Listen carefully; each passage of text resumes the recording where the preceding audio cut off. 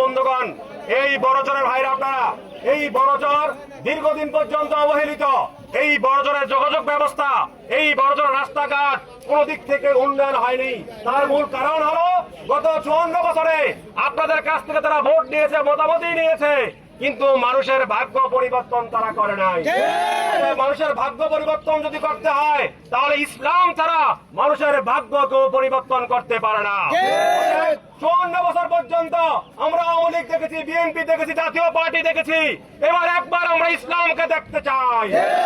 আর যদি ইসলামকে আপনারা রাষ্ট্রীয় ক্ষমতায় আনতে পারেন, আমরা গ্যারান্টি দিয়ে বলতে পারি এই এলাকায় কোনো হানাহানি, রাহাজানি, দুর্নীতি, সন্ত্রাস এবং চাঁদাবাজি কোনো কিছু আর চলতে দেওয়া হবে না।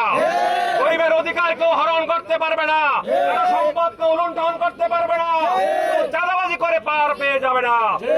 শান্তিপূর্ণ মতলব করতে হলে, অধিকার ফিরে পেতে হলে, উন্নয়ন ফিরে পেতে হলে হাত পাকে বিজয় করার জন্য আহ্বান জানিয়ে আজকের মধ্যে এখানে বিদায় নিচ্ছি।